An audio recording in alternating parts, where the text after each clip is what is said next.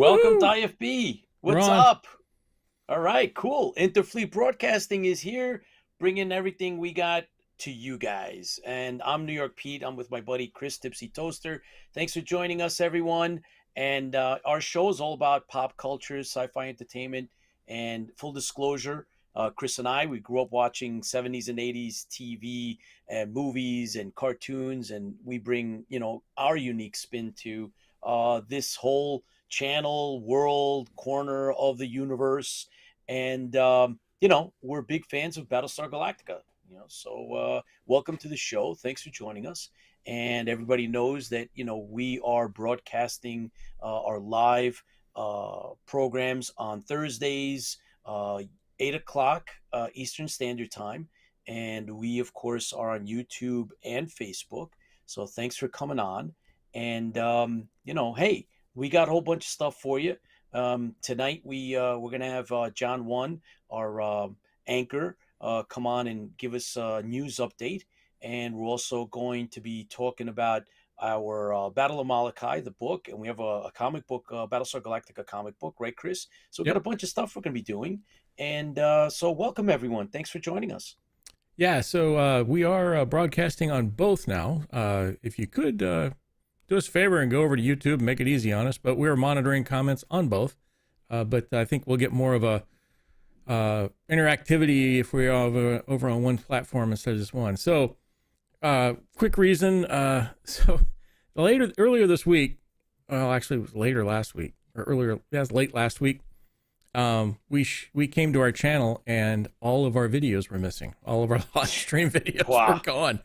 And Crazy. there was a little bit of a panic involved. Like, what's going on? We lost every single one of our live videos. So we made some calls and, throw up some message boards and things like that. I finally got a hold of the real reason why they were taken down. And what happens is we broadcast to Facebook via what they call an API, a software program. And Facebook, without any warning, updated that software program and did not tell anybody. Oh, please. So we had to wait till Facebook fixed the software program, and the other companies that we broadcast through updated their program.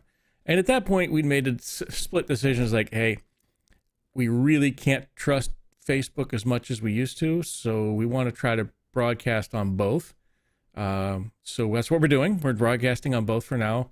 We're going to try to lean a little bit more over on the YouTube side. We never have been. We've been broadcasting on YouTube the entire time. We broadcast on both at the same time. Actually, we broadcast here, Twitch, and Facebook at the same time. I should say here. I should say YouTube, Facebook, and Twitch at the same time. And it works out okay. I really don't do much with the Twitch channel. We just throw it out there so it's there. So just so you know, we if everybody's like, what the heck is going on?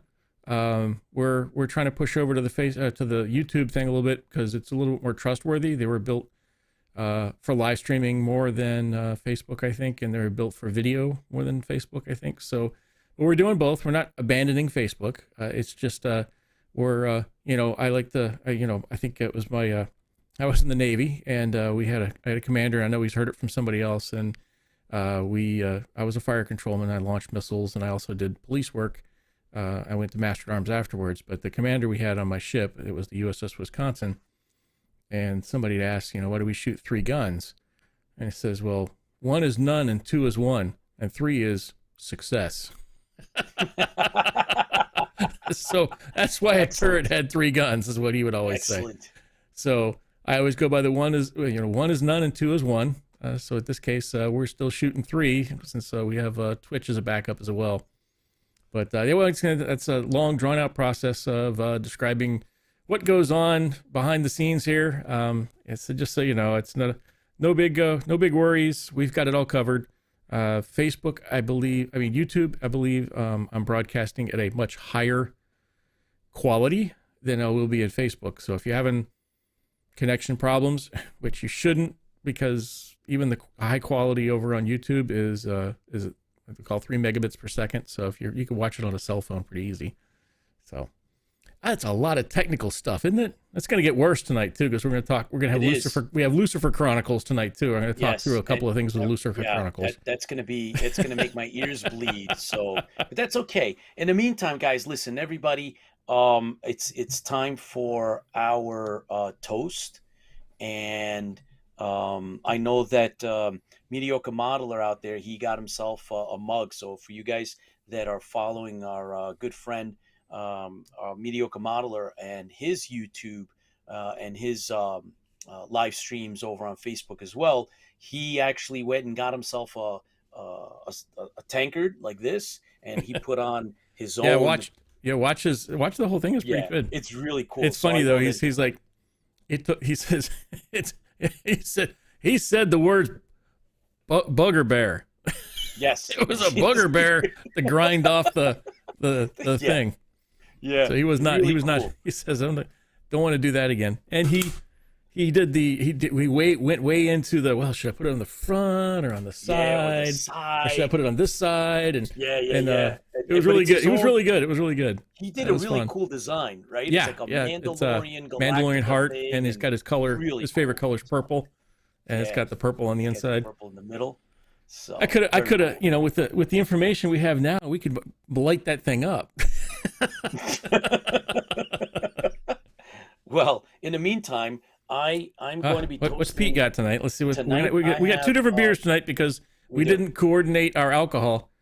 Yes. So this is multiple infinities, peanut butter multiple infinities, artisanal, and it's from New York, and it's this dented. is courtesy Artisan Brew, and it's courtesy of George from Spartan Red Productions, our production consultant advisor who's on our team, happens to be an Emmy winner as well. But he got this for me. And he's like, oh, he got me a bunch of these. So you guys will see some of these really cool stuff that he ran into. So we're going to have these throughout the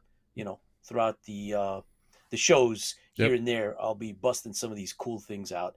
So that's mine. What do you got? Tonight, I'm going back to our old standard. We did this one earlier, but we'll go. I had an extra one. So, wait a minute, Pete, how let's show me the alcohol percentage of that thing. Oh yeah. This one. Oh boy, this is really good because this is 9%, so 18 proof, man. That's bananas, but okay, we'll see. It doesn't cover the. I ran out of beer during our rewatch of Galactica 1980, and I was drinking rum, so I didn't do that. I didn't go that route tonight. I was feeling pretty good by the end of that broadcast, by the way. Yeah, you were. So tonight I have Rocket Frog. It is called Surfing with the Alien. So we had this one earlier. It's got a weird feel to the can. I don't know what. Yeah. It's an IPA. It is from Sterling, Virginia, which is right down the road from me. And haze for days with notes of citrus, pineapple, peach, and resin, which once again, we talked about that before. It must be pine resin. Malt, two-row, golden promise, carafoam, flaked wheat, flaked oats, Eldorado Mosaic, and yeast pale ale. And it is percentage-wise 100%. No, 6.8. So Pete's got more than I do tonight. Yeah, I'm gonna need it. So you ready? I am ready. Let's do this, man. All right, so let's open her up. Ready? 1, 2, 3. Whoa. Oh boy. This does smell like peach, if I remember correctly. So ready? Let's see if we can get this. Yeah, go.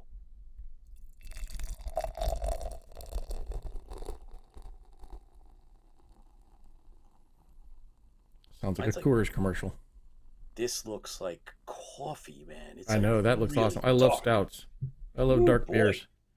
Yeah. Oh, man. I love stouts. I'm not much of an IPA person, but it just seems like everybody's brewing an IPA nowadays. Well, this is like all over my notes. I want to make I got coffee stains all over my notes. I've got there's a company down the road here that you can go and brew your own beer. You know, you go down there and you pick the malts and everything else, but we'll talk about that in a second. Hang on. So, anyways, we always toast to our fans. We really appreciate that you're here. Some of you are, it's kind of weird. I'm looking at some of you on Facebook and And some of some you are on YouTube. YouTube. So if I keep doing this all night long, I get a crick in my neck. It's okay. So, but we're glad that you're here. It's nice to have compadres in crime, Yep. compadres in fandom, I guess would be a good way of saying it. Mm-hmm. You are awesome. We appreciate you. And as I'll always say, what do we say, Pete? Fans fuel the fleet. Fans fuel the fleet. Thank you for coming. Thanks, guys.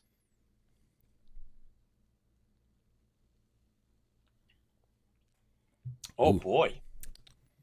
Oh, man. I'm sure that's pretty good. Dude, I I'm got to jealous. tell you, a lot of all the ones that we've we drink like a can of beer, different beers, Mm-hmm.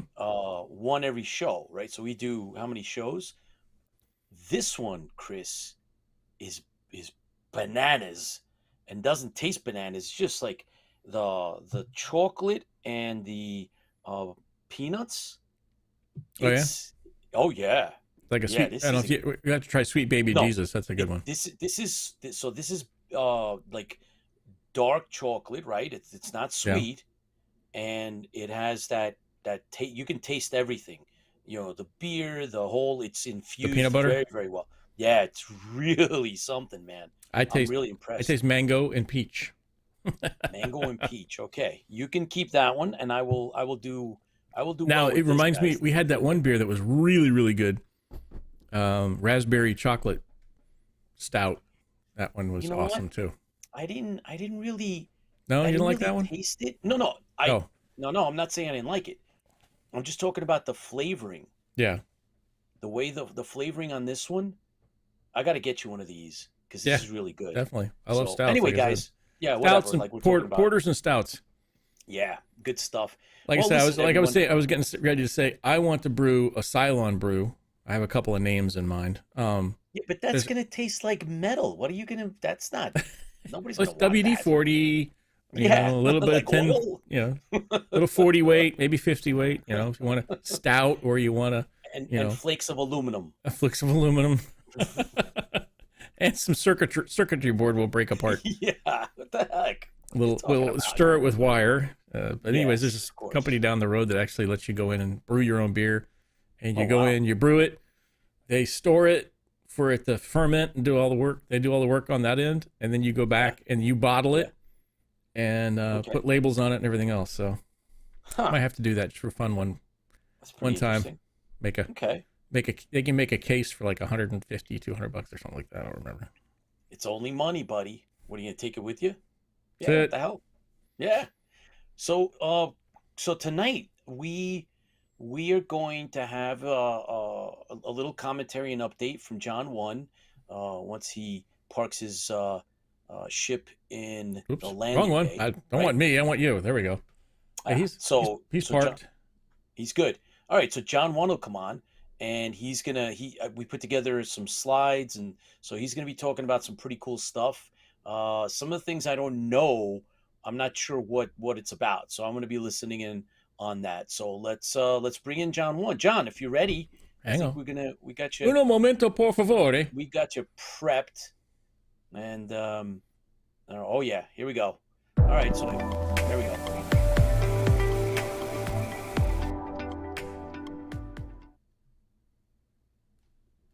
Hey, And let me turn Wel- his microphone on. That was supposed to welcome, automatically John. turn on. There we go. Now we're good.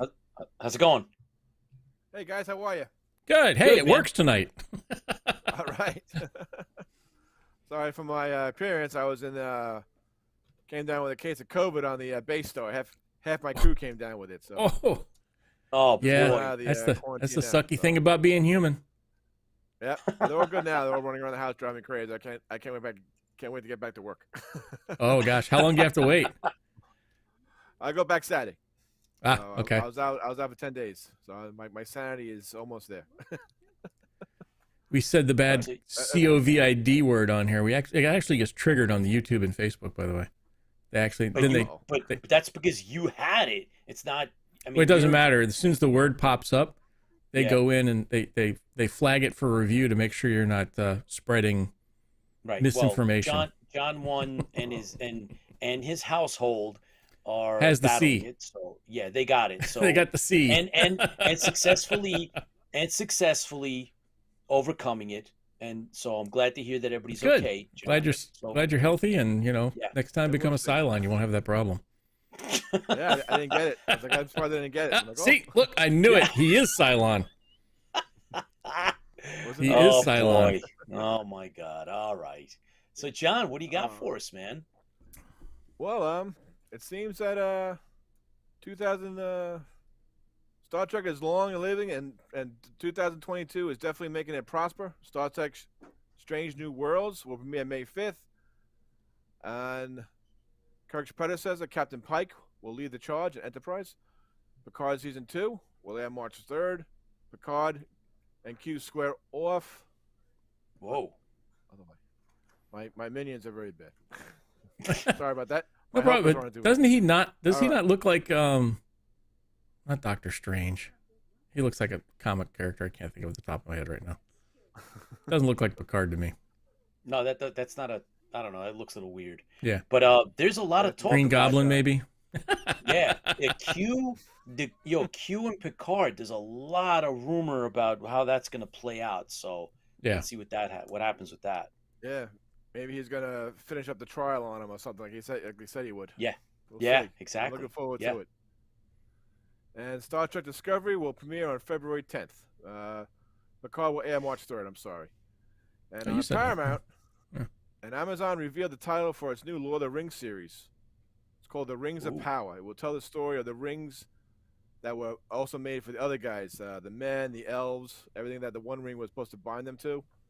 So looking pretty good. For interesting. Amazon paid $465 million for one season alone. Whoa. And so it will comprise of 8 episodes. And the first 2 episodes will be over 3 hours long. So it's going to be like two movies in one. Oh, boy. So it should be pretty good. So it better be. It better be stunning for that price. Yeah, no kidding. Yeah. Oh, boy. Wow. I don't want to turn it off. Better be like, I'm calling in for work. I'm calling in sick to watch the rest of the series. Oh, man. Disney Plus announced it will give Bo-Katan her own series. Katie Sackhoff will reprise her role from The Mandalorian, and it'll take place at the season 3 of The Mandalorian. We don't know when that be because The Mandalorian was just shut down because of the C word. We'll keep you updated. Yes, that's right. And if you're watching football Monday night after the great job the Dallas Cowboys did, I don't know if anyone could watch football off Monday night, but it was what it was. Then you definitely saw the trailer for Disney's Moon Knight series, set to drop March 30th. Oh yeah. Sad news for one of the actors in it, the French actor who played Gaspard Ali, who played Anton Margot.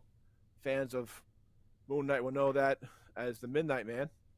Has died in a skiing accident this week. No. We don't know if they're gonna change the character or the actor for the villain or not. So have to stay tuned. What? Oh boy. Wow. Yep. That's Apple crazy. Plus, yeah, it's sad. Oh man. He was in a couple of French movies too. He was a good actor, so it was sad. Young guy hit somebody coming down a slope. So, but also Really? Apple Plus has just announced that it will develop a Godzilla TV series That's not it. set to star in the Monster Universe. So details really? will follow. And my son just liked that bit of news. He's a big Godzilla fan, isn't he? Oh yeah, oh yeah. And Oh, Peacock nice. announced it's working on a Quantum Leap sequel. So someone go back in time and stop this. I wasn't a fan then. I'm not a fan now. But There is a should be coming out soon. just so you know, hey, I'll pop up us here real quick. Just so you know, I saw somewhere online. I don't remember where it was. I think it was on Twitter. They've started, I think, either sci-fiction or sci-fi.com or one of the science fiction groups started a petition to get Jean-Pierre Dorliac hired to do the costuming on the new one. Get out. Wow. Yeah, I have to find that up and we'll post it up. So, yeah, it'd be kind of fun. For sure. We love talking to Jean-Pierre. He was Jean-Pierre, sorry. Yes. Dorliac, and if you used to go back and watch his video with us, it was great. But yeah, they're trying to get him rehired back on there to do the costuming, which would be kind of fun. That would be fair. That would really be fun. I wonder if Scott Bakula is going to be involved in any way, maybe a cameo or something. I haven't looked. I don't know. Somebody, I'm sure something like that. Yeah. Yeah. Yeah, keep on top of he that, should John. be I in it. mean, it was, it was on. I wasn't a diehard, but it was the great. I mean, the acting was phenomenal because it was Bakula. He's really good. Yeah. So we'll see what happens, man. Listen, anything that's good sci-fi, whether or not we're really vested in it, that's neither here nor there. As long as it's good sci-fi and it's out there, there's plenty to watch, and it keeps the whole genre going. So that's good too. Yes. Yeah. It keeps the Cool. fans going, so it should be good. Yeah. Exactly. And news: Simon Kinberg said in a recent interview with Collider that the second draft of the Battlestar Galactica film he's working on is finished, though he said it's still a Whoa. ways from rolling. So that's something coming out. Yeah, I believe it when I see it. It's going to be Yarans or Centons, but come on, pick up the pace. We're waiting. Yeah. The movie Exactly. and the Peacock series. The movie and the Peacock, the upcoming Peacock series, no one hears about, will share the same universe. Hopefully, we'll hear more. Yeah. January No 22nd. kidding. Get Silver Surfer #1 at your local comic book store. It's brand new. And also for the 40th anniversary, the Rocketeer is out. Rocketeer will be coming out this April for a 40th anniversary and a new IDW publishing. We call it The Great Race. That's all to all the co-happen with Disney's new Rocketeer movie starring David Oli. I really like the first one. I mean, I think the first one was really good. The first one was really fun. Yeah. It was a little campy, but it was fun. It was Rocketeer-ish. Yeah, it was exactly. Battlestar Galactica 78-ish. It was a little campy. I enjoyed the first one. I hope they don't screw it up. Yeah. So John, they're actually they're in production or pre-production for a new Rocketeer. Oh, they're actually production now. They're starring David Oyelowo, an actor, and they're actually making it now, so they should be coming out this summer. The plans. All right, cool. And if anyone has their own comic books, Spider-Man comic books, the first appearance of Spider-Man and his black outfit from Secret Wars. Yeah. It just sold in auction for $3.36 million. So page 25 of Secret Wars #8 is the most expensive comic book page in history. Wow. And that's it. And a couple more conventions are coming up. Garden State Comic Con Winterfest is February 5th and 6th in Rockaway, New Jersey. And Big Leg Comic Con is February 12th to 13th in Roanoke, Virginia. Yeah. I'll be there. Remember next week, Resident Alien 2 is coming out next week. And if you haven't seen it, check out Peacekeeper. Yeah. It's a pretty good show. Pretty funny. And watch out for House of Boba Fett. One episode gets good, episode goes blah. But stick with it. It should get better. Cool. Yeah. I watched the Boba Fett Fans one. View the Fleet. You go, dog. Now the doors are barking. Daggets. The Daggets. The Daggets. You are a Cylon. It's going after your leg. My minions are teasing him. The minions are teasing the Daggett. Don't tease the Daggett. He'll bite. No. Well, come on, get it. On my shelf. And if anyone fans View the Fleet, and if anyone has any information, email me at lonecentury1@gmail.com. And guys, see you in 2 weeks. Enjoy the show, guys. Have a good night. John01 signing off. You got it. Thanks, Take care. John. Appreciate it, man. Good job as usual. Bringing us a whole bunch of information, pop culture, staying on top of some of the other things. We cover a lot of that whole. You guys know the 70s, 80s stuff, and we're going to do some deep dives into some of the classic sci-fi. And it's focusing, of course, on plenty of Galactica to go around, and we're always finding new stuff to talk about. So we'll show you some of the things, right? Chris and I found some new stuff that it's floating in certain circles. Some of the collectors know about it, but it's kind of fun to actually really show this off a little bit. So we will, and but it's also important to know what else is going on in pop culture. So Chris, we got we're going to be doing we have a comic book set up. We have a comic book lined up, and it's one of the Liefeld series of Galactica. Yep. So that'll be coming. Yep. And so before we get into that, I wanted to bring up some of the items. Like this is something that you mentioned. I just got this in the mail, but you'd mentioned this. So now that we both have one of these, we definitely need to go through that thing. Yeah, It's pretty cool. this is really cool, right? I mean, that's Of course, that's the back best part of it. cover. I don't know why they put the best part on the back cover, but Yeah, yeah, whatever. And this is really cool. And by the way, this is authorized. This yes, is it's a, a Universal Studios Battlestar Galactica trademark. It's represented 1978, and it's really cool. And it's got, I yeah. mean, I like this one. Yeah, I what like this kills a me lot. is Look at that. it's authorized, but it's like a fanzine. Yes, it So is. why didn't they authorize more fanzine stuff? Because there's Who knows? original stories in there as well as comics. So it would have Yeah, been really cool if they would have done more of the fanzine pieces. They would have gotten involved more. I mean, they want money just like everybody else does in the world. Well, yeah, so that's what it boils down to. Real quick, if you're on YouTube, I'm seeing a lot of people on YouTube. If you're commenting, I'm not seeing anything, so I don't know if there's something broke on YouTube or not on my end.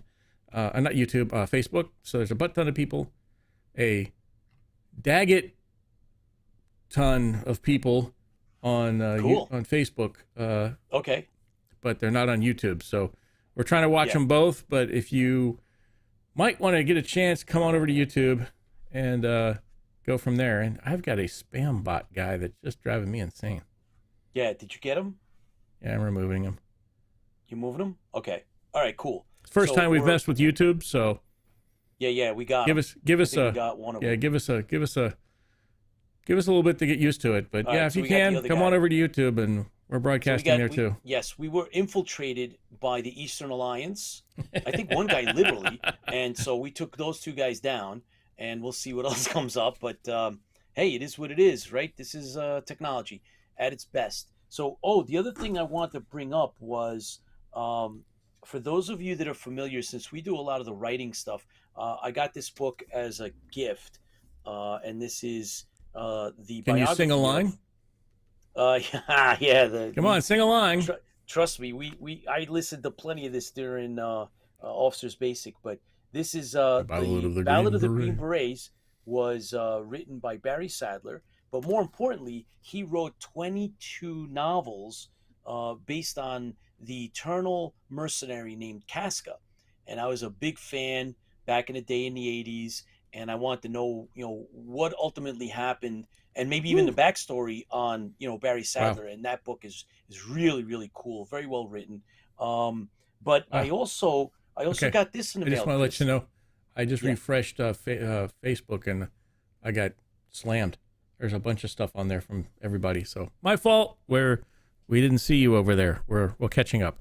Go ahead, Pete. So Yes, you're talking the about the book. spam bot is the Cylon C. Yes, that's exactly what that is. But I think it's from the Eastern Alliance, but we took care of that. I got, right? This is the Shadow Circle. We were talking about fanzines. Who right? was We're talking about, we interviewed him. What was his name? Yes, we did. And Steve Donoso. That's it. And he came on. We interviewed him, and I subscribed to this. Right, he's the editor, publisher, and founder, and he brought this. It's a fanzine basically. It's a magazine slash fanzine, based around the Shadow, the character of the Shadow, and it's got some really cool, pictures, articles, and the like in here. And everybody knows I'm a fan. And here's You're a fan? really cool Really? back cover. I would have never known. Yeah. So anyway, I got that, and that was, subscription to that. It's really cool. I also picked this up. I showed this to Chris earlier, and I got a I was Brave just and the never a Bold. Batman person. Yeah. When I was a kid, I had this issue when I was a kid, and I got lost in transition. I just got a new one as a replacement. So this was really cool. This is very meaningful to me. And there was one other thing that on my end, before we get lost in the Cylon aspect of life, I wanted to discuss a little bit about this. And these are old classic fanzines, and I got a bunch of these that we're going to talk more and more about as we progress throughout the year. but we're going to have a guest, which I mentioned before, that was involved in editing, publishing, and writing the Adama Journal. Yes, the Adama Journal. And so we're going to get into that, and we're looking to, we have a scheduled interview. And so we're going to make sure that, we can have him on, and that's going to be fantastic. So, yeah, Chris, if you guys are following, Chris has been building his own Lucifer, and I told him that the day he turns him on, he's going to get assassinated. So he doesn't care because he believes he has the soul of a Cylon, so he's going to be okay. So as we get closer to that day, um, I don't know. I hope we get to watch it happen. Because one day when that's Lucifer figure doll head at night goes on, I know Chris will probably be screaming because anyway I will. No. But it's really cool. It is really really cool. And so he's been he's tracking the evolution of his own very own Lucifer. Yeah, And I don't we'll know. cover that tonight. We're going to call a new segment the Lucifer Chronicles. So is anyone out there that has their own Lucifer, a working head, a working model? I don't know. I've seen a couple. Yeah. You've seen them? Online, just a couple of them, not too many. Really? All right. It's a large investment, I'll tell you that much so far. Right, but I haven't seen any cosplay of a Lucifer ever. I think there's one on Facebook I saw. It was decent. Really? Okay. Yeah, somebody did it on Facebook. I think I saw somebody say there's somebody that went to Comic-Con on it. All right, so the goal here is not only are you going to put together this Lucifer, a working Lucifer model, you're actually going to cosplay with it at DragonCon this year. Correct? Yes. Yeah, Jeff's what you're like, gonna do. Triple T is going to turn on Lucifer by your command. Yeah, no kidding.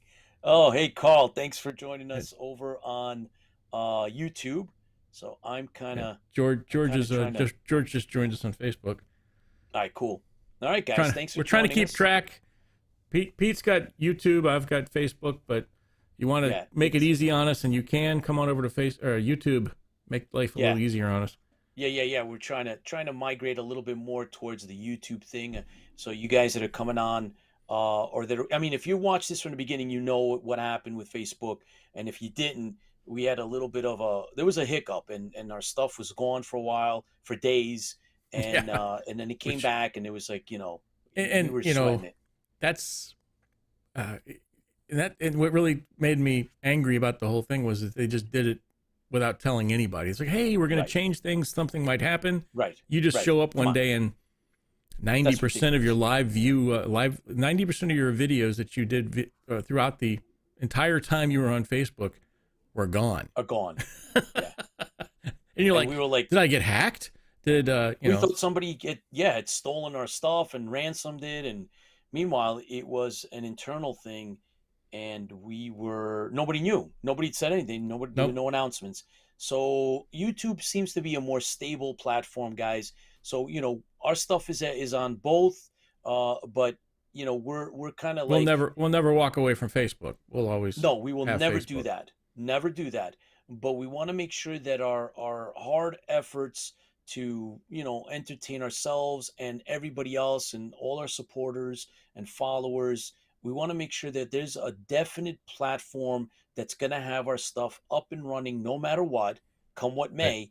Right. And that's basically, for all intents and purposes, it is YouTube. So, and YouTube gives us the ability to almost broadcast in real time. Yes. So Facebook, it's funny. I'll watch Facebook. We'll say something, and about 15, 20 seconds later, we'll get some reactions to it because it's 15 to 20 seconds, sometimes 19 seconds off. So, but YouTube is almost, I think we're only 5 seconds off on YouTube. So, yeah. Hey, Razor Ramon, thanks for joining us on YouTube, man. It's been a while, I think. I don't know, but cool. Thank you so much. Yeah, Pete said, Medusa, turn him to stone. The shadow. Hang on, I got to do that in the right voice. Can't do that without saying... Doing this one, I think. The shadow knows. What evil lurks in the What evil hearts of lurks in men. the night. You got to finish it. Yes.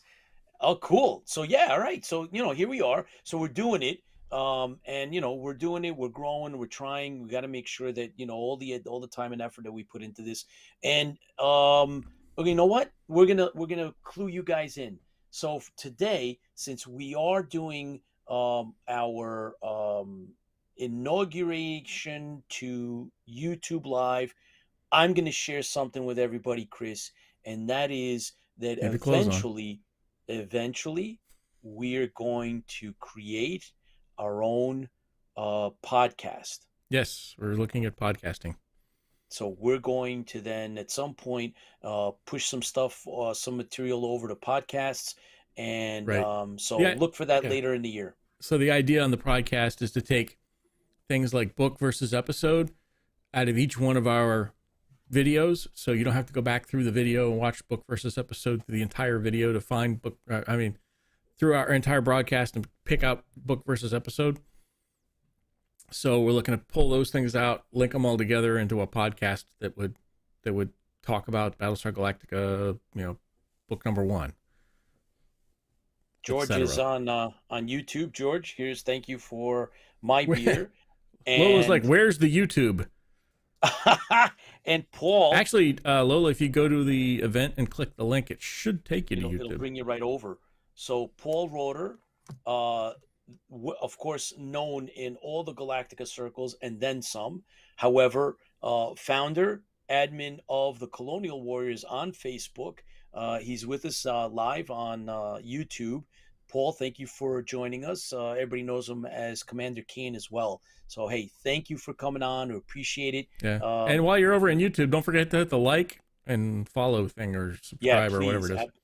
Fracking awesome. Yes, yep. Paul, 100%, man. So Megan over there on Facebook, she says, yay! Yeah. Hi, Megan. Welcome. Oh, fantastic. Thanks for joining us.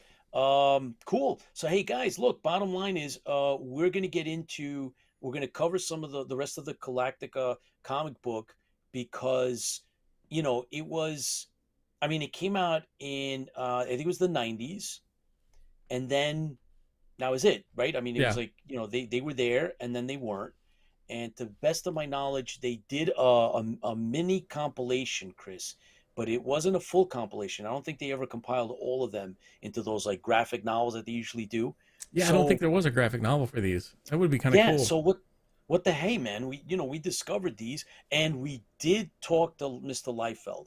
And he told us we're still waiting to hear back from his agent. Well, look, the guy's busy. Understood. We met him in New York Comic-Con, and he told us he would come on the show. So we're going to do the best to get him on the show. So in the meantime, we're doing an overview of the comic books. We're looking at the art. It's really cool stuff and a little bit forgotten. And you know what? Nothing better to do than to reminisce a little bit about, like we told you earlier on, a little more Battlestar Galactica. And there's a lot of it. Chris and I were talking about this earlier. Believe it or not, there's a lot of stuff out there. We could hold a show until I would say we could hold a show until Hoth freezes over. Okay. But there's just so much stuff. There's never a shortage of content in regards to Battlestar Galactica, the stuff out there.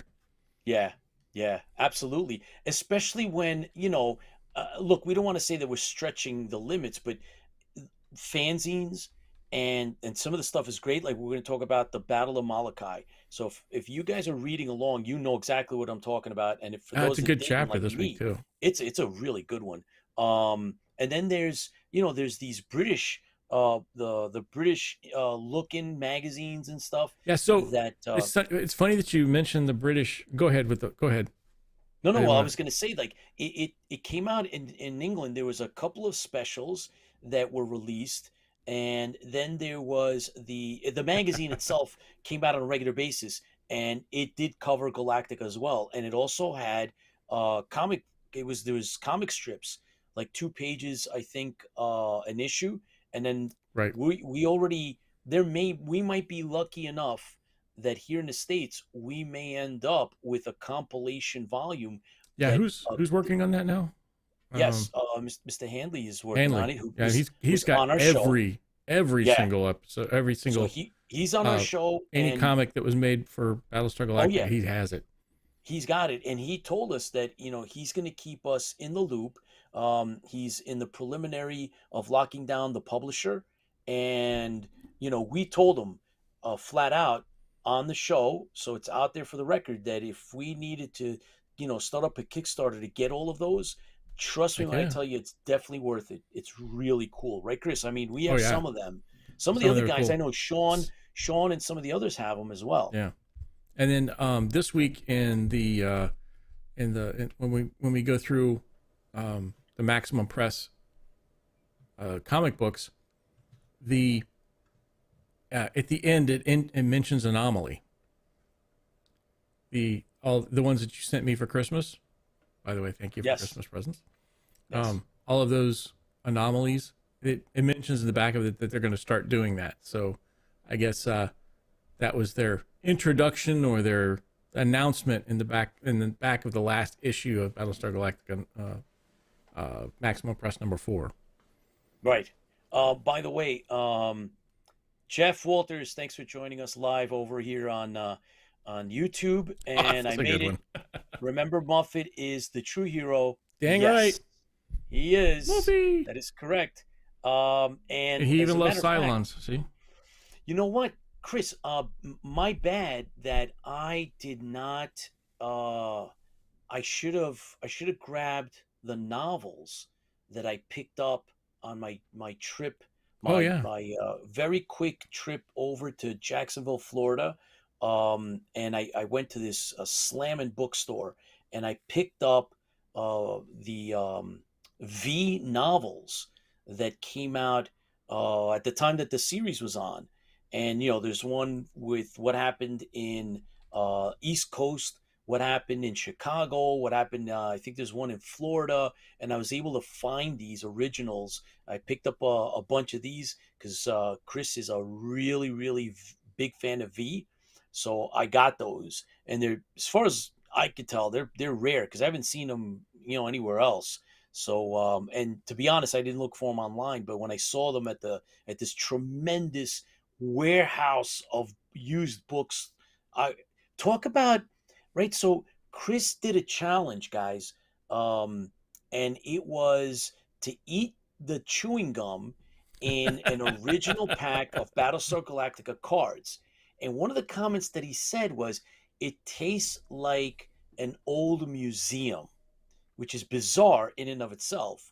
But that bookstore, that warehouse I went to, I'm sure it smelled like old books. Like books. I was in heaven. I was like, this is great, man. Well, if you like the smell of old books, then you need to start chewing some of that gum, because I guarantee it tastes like old books. So guess what? Next show, I'm gonna bust them out. I want to share those with everybody, and those guys, everyone that was a fan. Those are cool. I love V. Cool. V was a great show, and I'm looking forward to actually reading those. I don't think I never read the V's, especially the ones that were standalone, just like Battlestar Galactica had standalone novels, and I think Robert Thurston wrote those, and it was 14. I'm sure somebody will let me. 13, 14, 15, or 13 something. There's like 4 different novels in the back end of the entire series that were all brand new, never produced things. And that's kind of what these V ones look like, as they're all produced. They're almost fan fiction that were authorized again.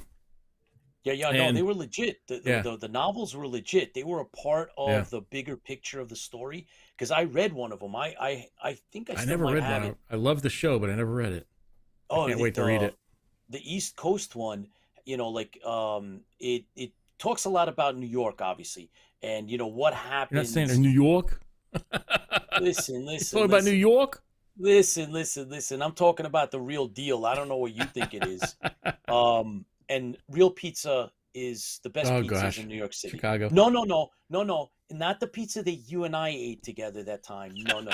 That's not what I'm talking about. It was in New York. I thought it was New York pizza, right? No. There's different levels and grades that you don't understand because you just love Elio's pizza. That's the frozen pizza, which is good, but that's not it. Anyway, so no, the V East Coast um book is about like the gangs in New York and what they do when the visitors come and how they deal with it, and it's very interesting. It's Hmm, pretty cool, man. I think you'll like sounds it. good. Uh, Jeff Jeff said I bought them all because of you guys. I couldn't wait to hear the rest of their stories. Oh, he's talking about Uh, the Battlestar ones, I think. all right, Yeah, cool. So yeah. yeah, we're gonna We'll get definitely be back to doing those. more of the Battlestar ones as well as the Richard Hatch ones. We are kind of jumping around a little bit, so we did do one, and we did number Yeah, two. yeah. We were going to do number three, but we, thought maybe everybody was getting a little bored of the Battlestar Galactica books, so we went to a fanzine, which turns out to be amazing.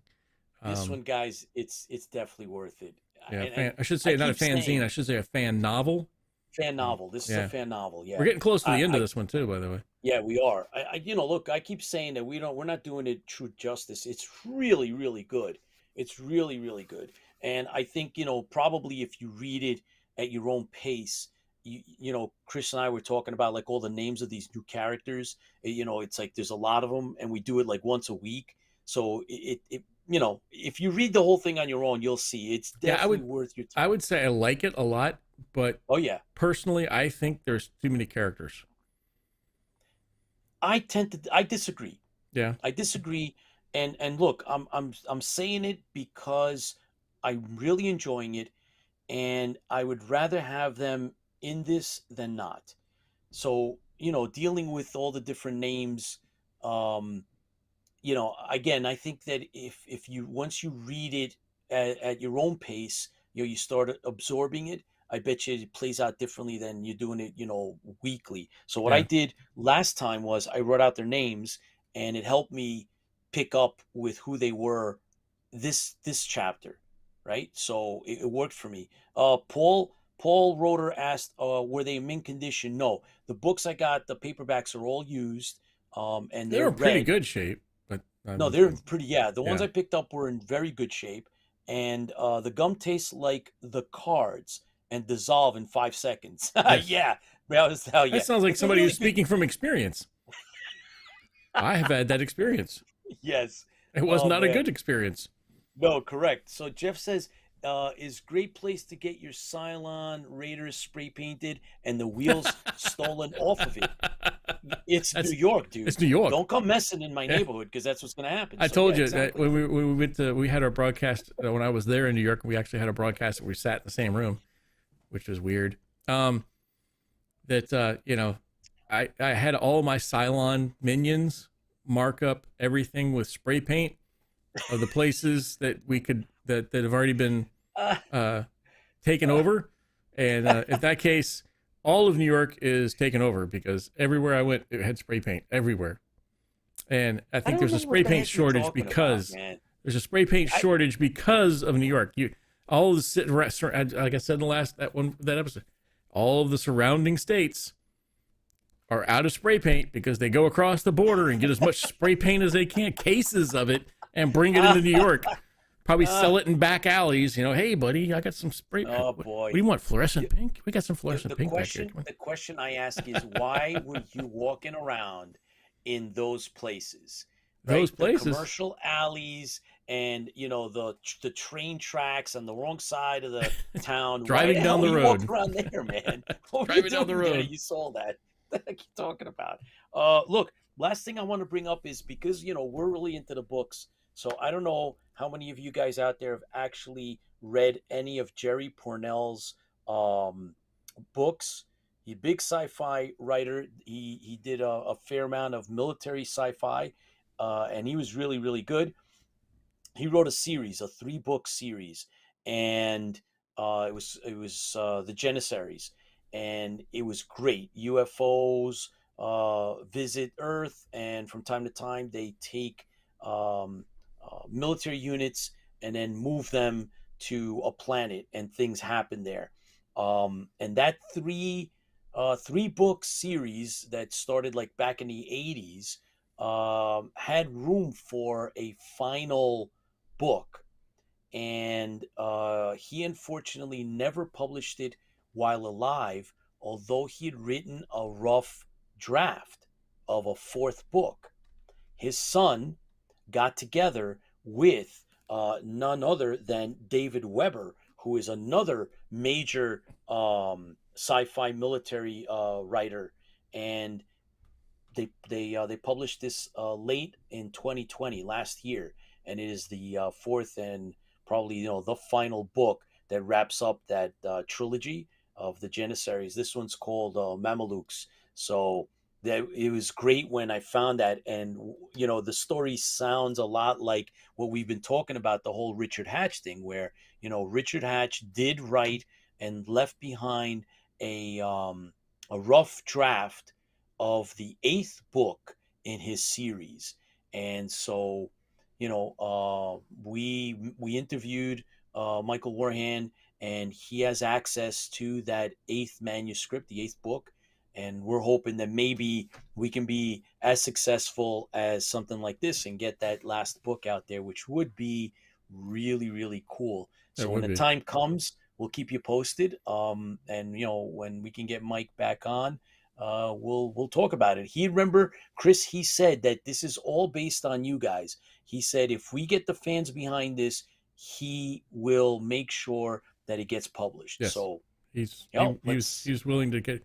So Yeah. he didn't want to do the fan publishing thing or anything else, but he was willing to contemplating it. So also I started I do audiobooks, so they just came out with a new Firefly audiobook, so I have the new one, Carnival, which was actually pretty good so far. I'm almost done with it. But yeah, all the Firefly books, if you get a chance, Audible has a really good selection of Firefly books, or you can get them on Amazon and read them. But yeah, the Firefly books are really well written. Jeff says that's why there are spray painted signs all over New York State stating to all Cylons, do not enter building, microwave in use. That's why they stay away. That is true. Yep, Cylons must that's have right. pacemakers. Hey, Jeff Walters says, I have one of those visitors pistol props from V. I almost bought one at Comic-Con once. I was like, oh man, those are cool. Yeah.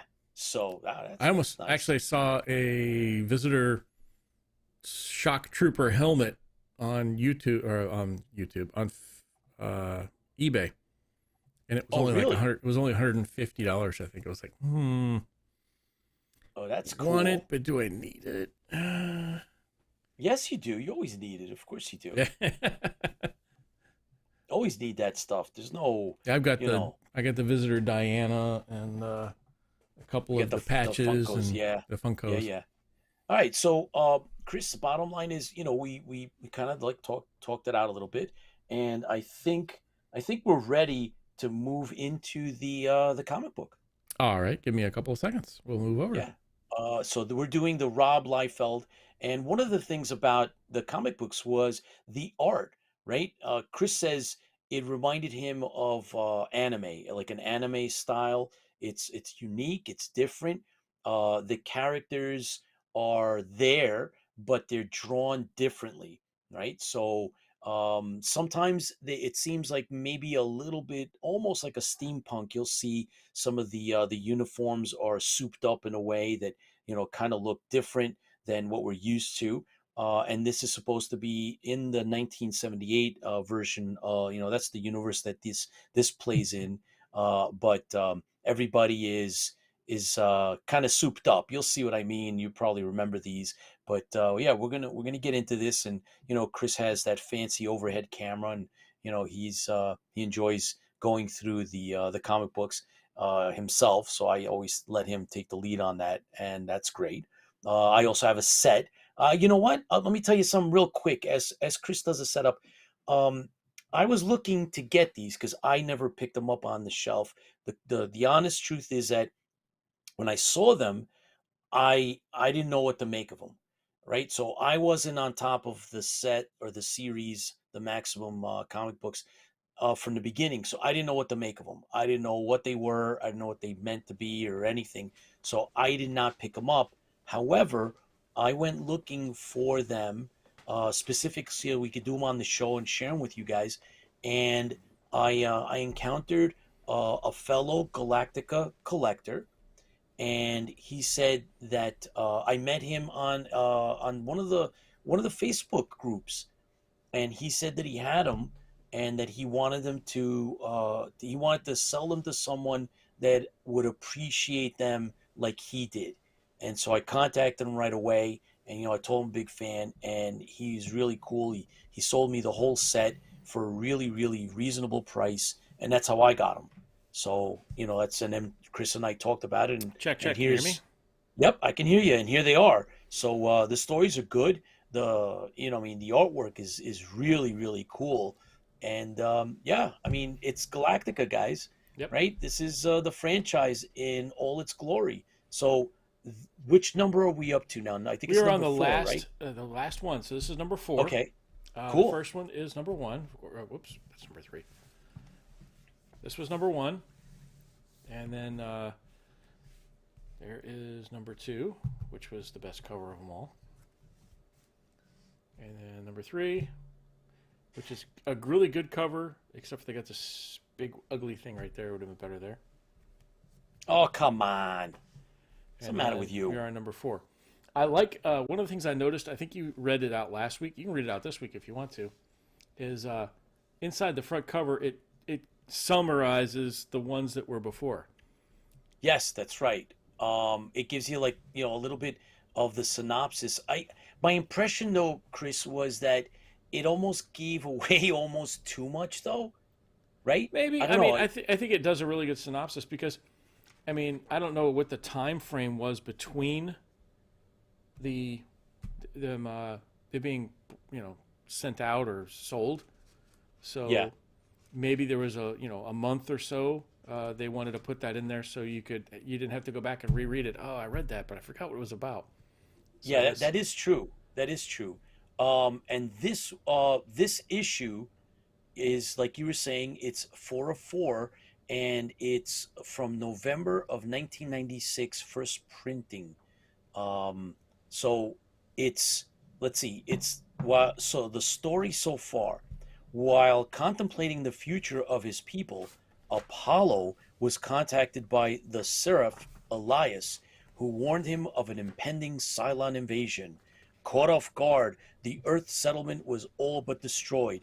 Using his powers, Elias warped the Galactica to the future, where they encountered the forces of the Eastern Empire. Whoa, that's pretty crazy, right, Chris? Yeah. So, after helping the enslaved Westerners escape, Elias again transported the Battlestar through time. Jeez, that's kind of interesting. Is that where we are, man? That's Yeah. that's pretty wild, right? So Galactica arrived in their own past on the eve of the Cylons' ambush? Are you reading the right thing? No, No, you're not. that Hang can't on. be it. Let me read. That can't be it, dude. Yeah, the story so far. Hold on. Can you Wait a find it? second. No, I don't know. Oh, you know what?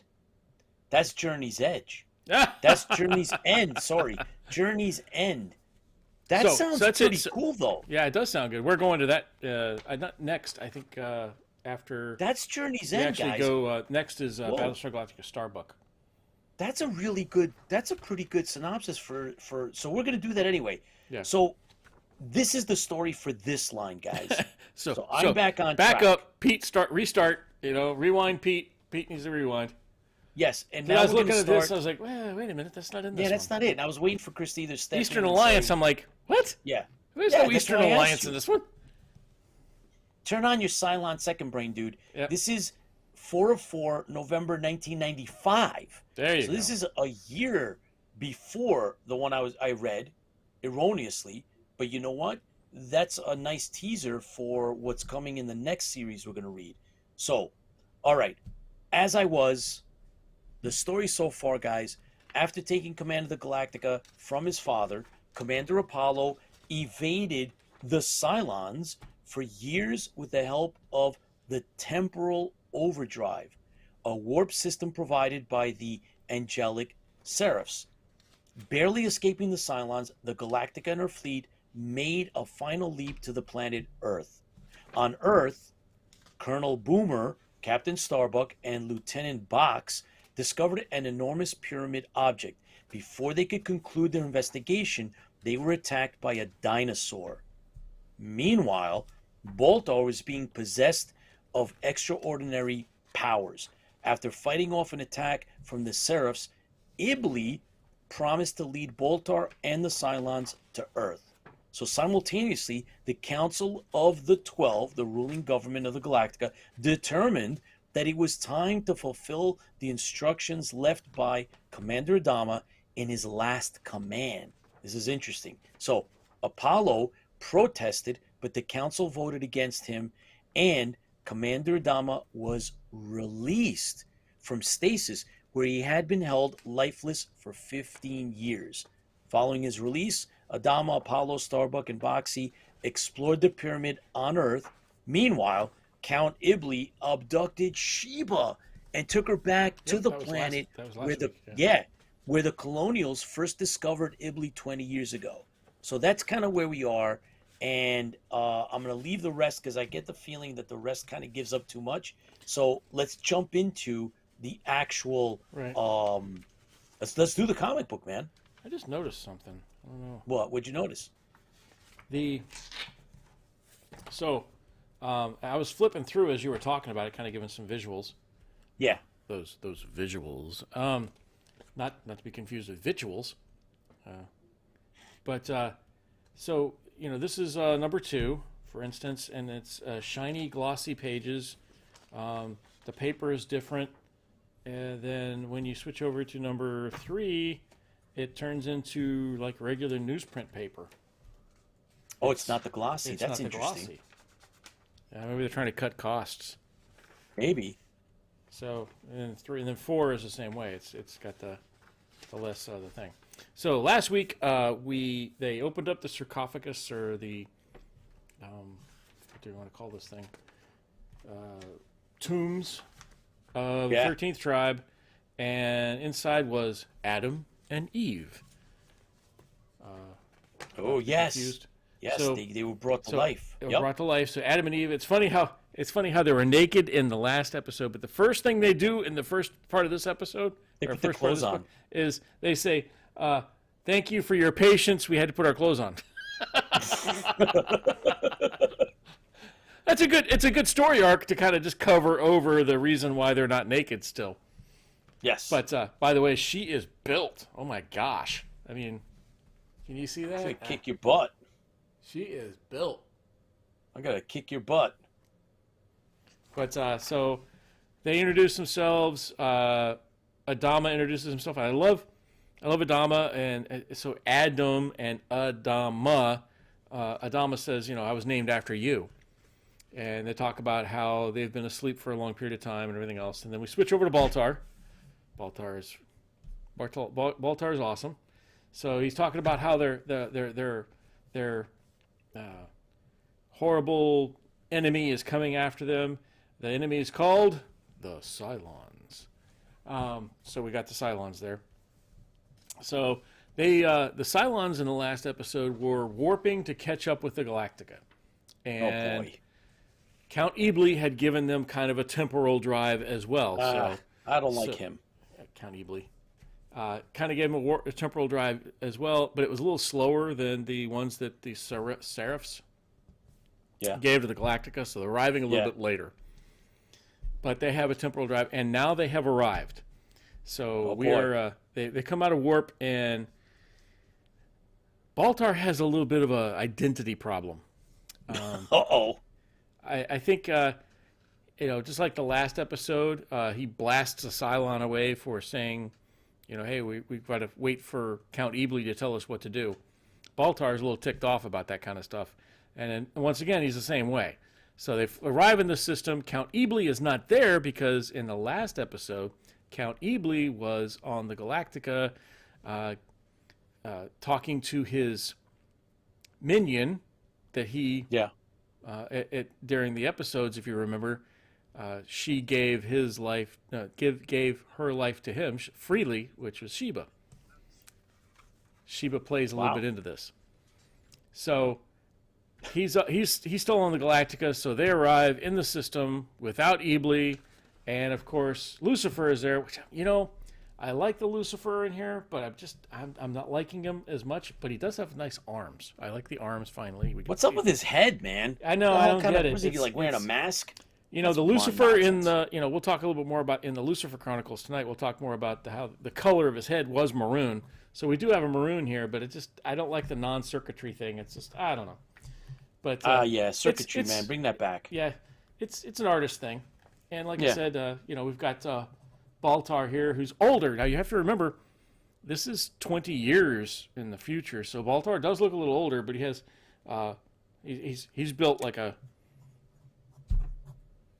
brick. I want to say bad words. So I'm trying to rephrase it. Don't say bad words. Yeah, don't say bad words. He's built well. He's built well. There we go. He's literally built well.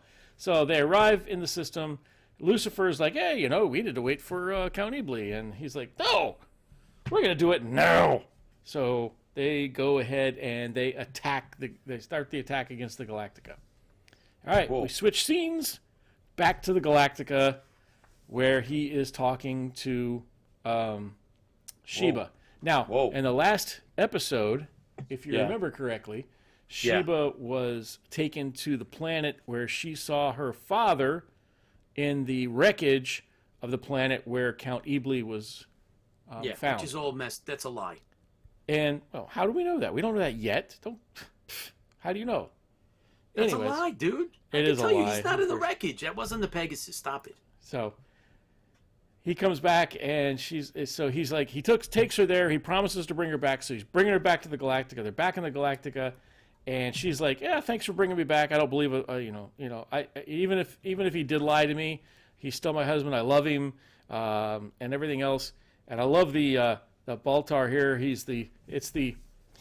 calls her a insolent witch. You know what he meant. Yes, I know. So he's like, oh, no. So, he tells her, the only way you're going to, fulfill what you're supposed to do is you need to kill Apollo. Oh boy. So she's kind of back and forth, and she says, kill Apollo? No. She says, think of your father's broken remains. Think of Apollo who lied to you. Sack. He's a lying sack. Think of Apollo. He lied to you for yarns on this. You must kill him to erase your grief and satisfy your thirst for revenge. She should take him out. Yeah, that's definitely an Iblis. And then she's like, and I love the picture here. She turns into kind of a demon. And she agrees. She agrees, yes, crazy. I must kill him. That's Apollo must be destroyed. That's messed up. Yep. All right, flip back over. Change scenes, just like in a movie. We change scenes back to the planet. And it's a little bit back and forth, a little bit more of a history lesson in regards to what happened on the planet, how they got there, what these flying pyramids are, some of the information in regards to the technology. There's a weapons system it has to defend themselves, but they couldn't defend themselves against the Seraphs, which they thought were their enemies, but they're not. And so they're talking back and forth. So we get a little bit, this is all history. Really cool history. If you get the book, read it. Very good, little good background on it. Apollo gets a beep, says, hey, the Cylons are attacking us. You need to get your butt back up here. And so he says, aw. So I got to go. And he leaves. He leaves to go back up. That's pretty cool. So this is the battle up here. So this is right now the person in charge of the Galactica is Colonel Athena. Athena.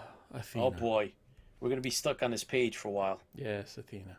Anyways, Colonel Athena's in charge, and they're attacking. And she's like, "There's no way we're gonna defeat 3 base stars with 1 battle star and some ragtag ships." So she's like, to survive this, we're going to survive it. We're going to do what we can. She makes the decision to send the ships down. The other ships, the Battlestar Galactica will cover the other ships while they land on the planet. So the other ships are headed to the planet. Back to this planet. It's like, hey, I gotta go. I don't want to leave you, Father. We're gonna leave. We're gonna bring people down here to pick you up. Adama is like, no, I will stay here. I need to learn more about this. I want to learn more about the background and everything else. And if I die here, because I've only got a little bit of time left, because if you remember, Adama was brought out of cryo freeze, which was his last order when he reached Earth to bring him out of cryo freeze, and he's got a disease that they can't conquer, and he's only got centaurs left. Centaurs, right? Weeks. Yeah, centaur, right? Ah, jeez, I get that messed up. Wow. Okay. So he's only got weeks left, but they're like, you know, I'm gonna stay here. So Apollo finally agrees, and I love this picture. It reminds me of so many other anime pictures. You know, like Naturo Run. You know. Yeah. Little Sailor Moon. Yep. So he's running, and they switch scenes. He's back on the Galactica. I'm coming aboard. I'm helping out, and you know, I love the red. The red, if you remember Battlestar Galactica's the episodes when things were happening, a lot of these shots were shot in red. A couple of reasons for that, by the way, but you know, mainly it was the reasons. You know, this case it's they're under attack or whatever else. A lot of the shots were shot under red lights, and or gels actually. So this is the kind of this red has got the feeling of the red alert, and they're under attack. He gets on board, and Sheba comes up to meet him. Oh boy! And Sheba's got a gun. Yo! And she's like, "What are you doing?" And then it's funny that the evil audio or the evil speak is always in these purple. There we go. These purple clouds or call outs. I think that's really cool. It kind of makes you want to speak in that, you know, speak in that tone or speak in that voice. So she's like, "I'm going to kill you," and I says, "You know, Ebly, get out of my head. I can't help it." So she gets ready to shoot herself to prevent herself from shooting Apollo. Apollo grabs a gun, and she shoots Apollo. What? What's the matter with that? So she shoots Apollo. That's all. No. That's wrong. All right, back to the base star. So we're back to the base star, and Baltar is screwed up, like he always does, because he's human. If he was a Cylon, he'd be better off. But hey. No, stop it. So Count Ebly shows up, and he says, "Baltar, you fool!" He says, "You should have waited for me." And I said, "Oh, I didn't have to wait for you." But he said, but Ebly says, "That's all right. We just killed Apollo." Apollo is dead. So slap that man. So then, you know, we've got a little bit more of the thing going on. He says, "Well, you know, now the only person standing in our way is Adama. So the first thing we need to kill Adama." And Baltar's like, "Send me down to the planet to kill Adama. Do it now." And he says, "If you fail, you're going to be assigned to me for the rest of your life, kind of thing. You're going to be indebted to me." So he blasts Baltar and sends him down to the planet. Change scenes, back to the battle. We're backed up to the battle again with, you know, they're getting the fleet landed.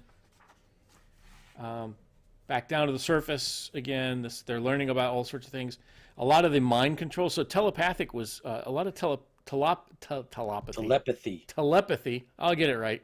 I'm not even having drank that much. Put your second brain on, bro. So I need to drink more, maybe.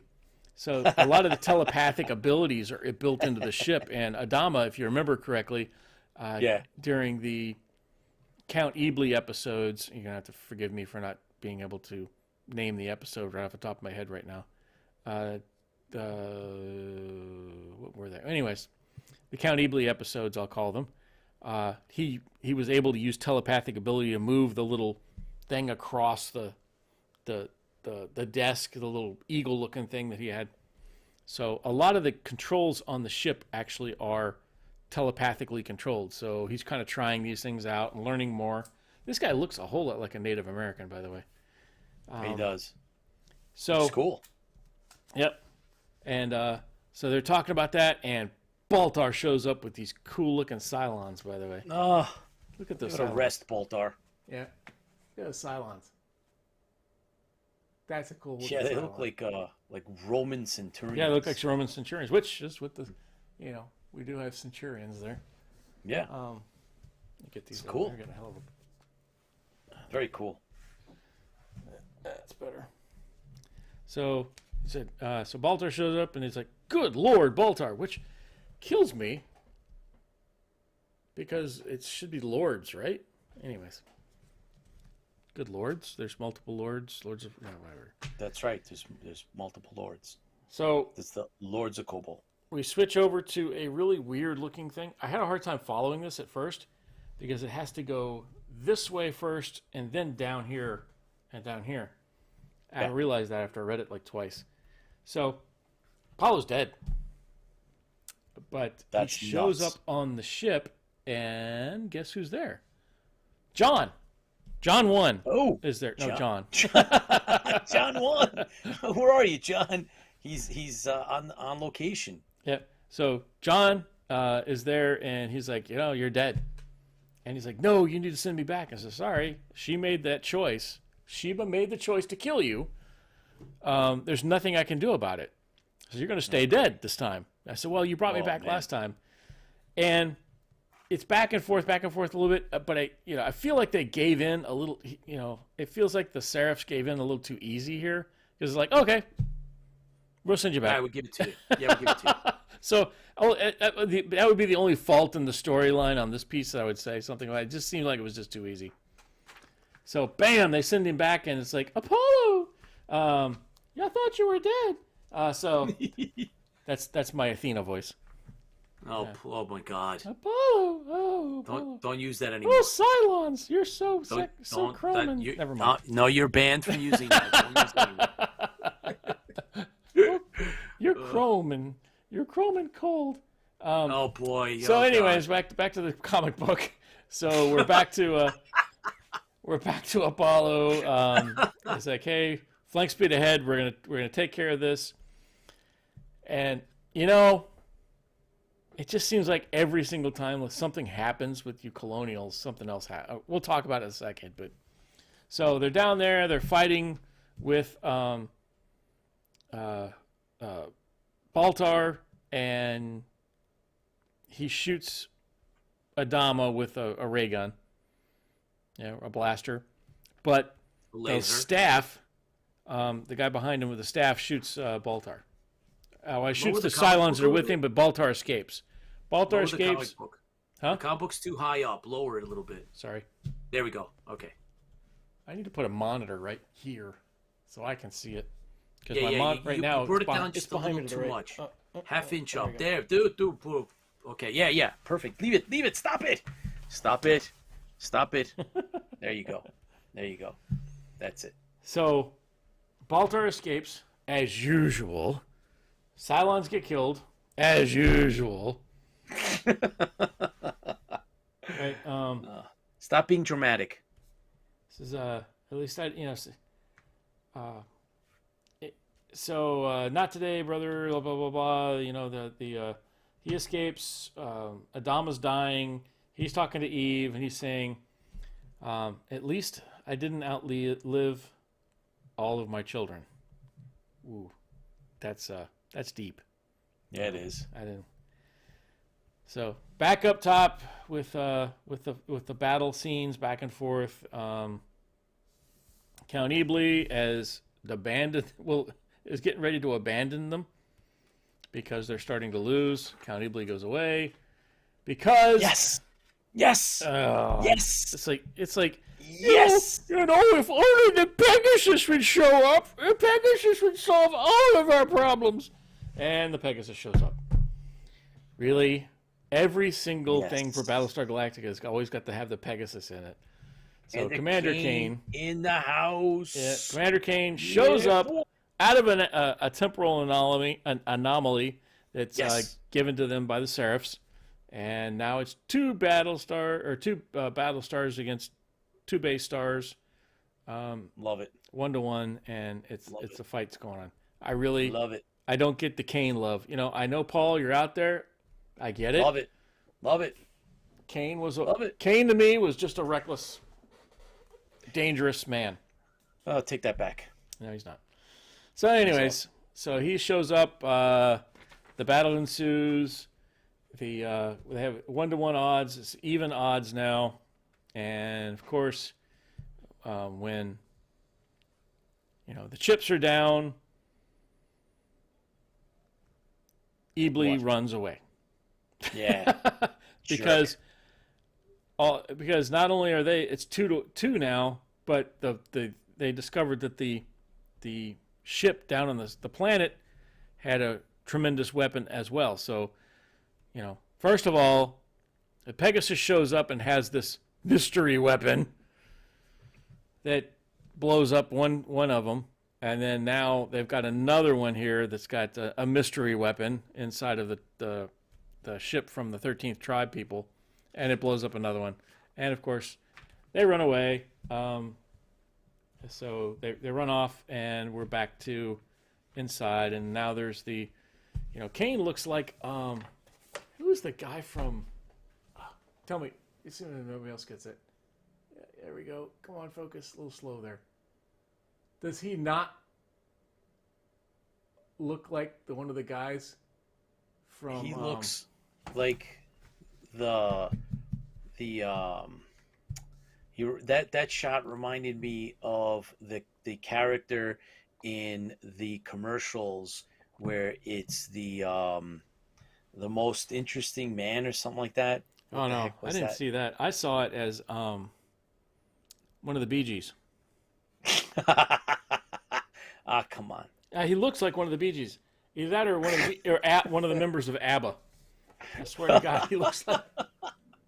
You don't know what it looks a little bit like Commander Kane we know, but yeah. All right. Actually, looks more like Paul. Actually, I know. Yes. Like Paul, but yeah, he's got more hair than Paul does, though. It looks like Paul modeled for that. Yeah. Yeah. About 20 years ago, Paul, that could have been you.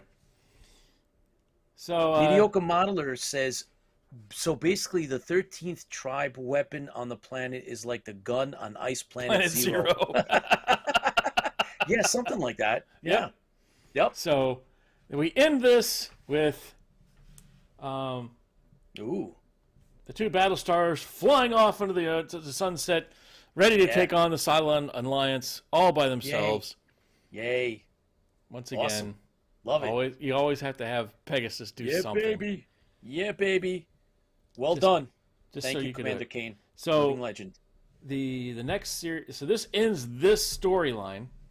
Yes, 404. For number 4, and the next storyline starts up. They have a different storyline that starts up, and it is called Battlestar Galactica Starbuck. Ooh. So we get a background of the back end. That was bad. A background of Starbuck. But we were talking earlier. So what's available this month? This is when upcoming Maximum Press titles. There's Asylum number 1. Oh. So they talk about the asylums which we have, and we're going to go over. We will go over them, but these are mini stories inside of these from Asylum. So this is Maximum Press as well. Yeah. But they have mini stories. I'll open this one up real quick. Yeah. It's really cool. So we discovered that. Yeah. So some of you may have known about this when it came out. We found this out. But this has. Yeah. It's a compilation of, small, short stories, graphic stories. And in these, they have, there you go, Battlestar Galactica ones, which is really cool. So we'll get to those eventually. Look at that. That's really nice. And to be honest with you guys, I really like this, that particular art way better than the other stuff, just because it's a more, more Galactica-ish. And it's so weird that they did the same thing. Back in the day, you could do this number. Yeah. So double cover. That one is a double cover. Yeah. And had the other things there. Yeah, so we'll get to these later on. But it's just to let you know, it's inside in here. They're like, hey, you know what? We've got some smaller stories coming out with Battlestar Galactica in this Asylum. Yeah, comic. Cool stuff. These are not easy to find, are they, Pete? No, they're not. You bought these As a matter for of me fact, for for Christmas, which I Yeah. appreciate very much. As a matter of fact, we're still looking to hunt down number 10. Issue number 10 And number is 7. No. You're missing number 10 like I am. That's the only one. Those are the only ones that have I'm missing number Galactica 6. in them. 6 doesn't have Galactica in it. Oh, okay.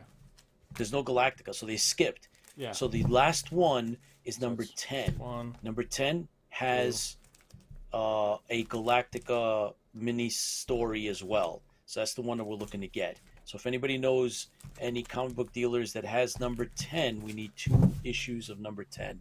And you know what? So as you move over, why don't you flip the cover, and then you're gonna come over to your main station, and I wanted to just recognize everybody else that's live over on Facebook. Megan, Lola, of course, Baz from Down Under, and Chris Laskowski, Jim, and Sean from Battlestar Bulletin Board. Thanks for joining us, guys. Really appreciate it. And so yeah, we have both going on, right? So we got chats going on over on the Facebook, and we got chats going on over here on the YouTube. So I'm trying to keep up with everything I can. And it's a challenge, but we're having a good time. And Paul's over here telling us I don't have a it's problem true. with it since I've got more than one brain. It's like a true second season. That's right, Paul. That's yeah. kind of like what it is. So it's really cool. Yeah, it is. It's kind of fun. And you saw that when we did the other set of comic books that came after this. So when this is the Maximum Press, and then we got into the other series that we did, and that was kind of cool too. I mean, really enjoyed doing those. The artwork was phenomenal in the other one. So yeah, we ended up buying some of it. It was so we phenomenal. actually own some of the so it's cool. But thanks for joining us, everybody. And for those of you stuck around, stuck it through, and you're here to the end. Bricks in the Wild. That's Carl. Is here. Carl is Bricks in the Wild. Awesome. Yep. Thanks, man. Thanks for joining us. And we're still gonna do the Battle of Molukai. It's a great chapter. Jim said that these books were beautiful. They're gorgeous.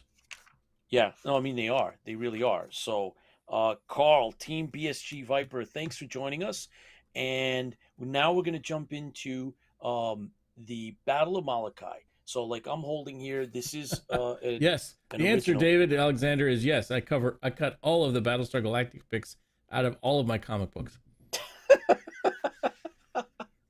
Oh boy! So now you got to get a second set so you can actually go back and read them. No. I read them first, and then I take a black marker and anything with Commander Kane in it, I'd write it. Die, Kane. Yeah, okay. You need to stop that, bro. Aww. You need to just stop. You're out of control, man. Totally out of control. So there's some art that goes, some fan art. Oh, you got the book. Hang on. Yeah, I got it right full here. Screen. And it's cool. So we're going to do chapter 10, and in here there is some art. So let me show you that, because that's the point of having an original. Yeah, you can get the PDF, but you don't get the pictures. Yeah, you don't get the pictures. So that's one of the pictures for chapter 10, and then there's another one. There's this one. This is a cool one as well, right? So that's really, and this is what was out there, guys, right? So in between anything else coming out, there was this stuff, these fanzines, and there's all levels of stories, right? There's stories that are very amateurish, and then there's stories that are written on this level, like the stuff that we're talking about, that we're covering here in the Battle of Molukai, is extremely well written. And I'm really impressed. Chris has been telling me about this for a while now, for a couple of years, and I just didn't have a copy. And then I finally read it. I'd read a couple of other things, including some of Professor Patton's stuff. Mm-hmm. We've actually interview. And Lola stuff too, actually. And Lola stuff. I actually read Lola's. She's actually edited out and vampire it's stuff, evolved. So we're gonna have Lola on one of these days, and she's gonna come and talk to us about the process because she worked on her novel for years, and then she Scott. actually updated it. Sean sorry. Shallow from Battlestar Bulletin Board. He's actually written. I believe it's a trilogy, and he came out with, I think, if I'm not mistaken, there's a fourth, and there might even be a fifth installation to the series that he wrote. So there's plenty of writers out there and plenty of like fresh, good material. So, you know, for those of you that are interested, Chris, we should put up the link. So if you're into crossovers, right? I mean, there's a great Battlestar Galactica Planet of the Apes crossover that's just nuts. There's a V crossover. Yep. There's a which I think is a really good idea because Cylons were lizards and now these are lizards. Thing. So V and Stargate. Yep. Stargate and Battlestar I just Galactica. showed you the Stargate one. I've been looking for one of those. I can't find it. Right. So I don't know. It's a lot of cool stuff, guys. You know, it's not gone. None of this is, you know, the fans have been keeping it alive just like they did with the original Star Trek. And it's worthy of our attention because we love, you know, Galactica and the 70s stuff. And actually, we're going to be pursuing some of the other great shows that we all grew up with and loved, you know, Logan's Run and, you know, The V, of course, and some of the other things. We're going to be getting into that as well. So little by little. We're talking back and forth. We're still trying to make the decision, but I think we're going to be doing a book versus movie, or in our case, book versus episode or book versus movie. With Logan's Run. Logan's Run. You know, and they do. I read. I've listened to Logan's Run. Yeah, I do a lot of listening. If you want to listen to Logan's Run, it is available on Audible. I should have an Audible sponsorship. We should. But Logan's Run and Logan's World, and the third one is Logan Returns. I think is this. So there's the movie, there's the books, and then there was the series as well. Yeah, the series, right? And everybody poo-poos on the series. I thought it wasn't that bad. I watched it when it was first run on TV when it first came out. I remember it, very well. So listen, there's plenty of stuff out there, and we're gonna do our best to get you some of the people that are still out there involved with it. And interviews we're working on the interviews. So watch for the live interviews. And then we're also going to have some additional pre-recorded interviews that we're going to be putting out there. Actually, Chris, the idea is we're gonna have extra live mini shows. So we're gonna have live extra mini interviews. Most of you will probably catch it on the rerun side. Yeah, we have so watch so for much those. Content that we're going to have to break out into some extra days. Extra days because we just have because there's a Pete lot of does not want to go and do the 24-hour 24 stream hours. with me. Yeah, I'm not going to do 24 hours. At least a 12-hour stream. I mean, it's not happening. I don't know how many crickets we'd have on the other end, but we could definitely could talk for 12 hours. I'm sure. I could tell you this: we're also going to have another quiz.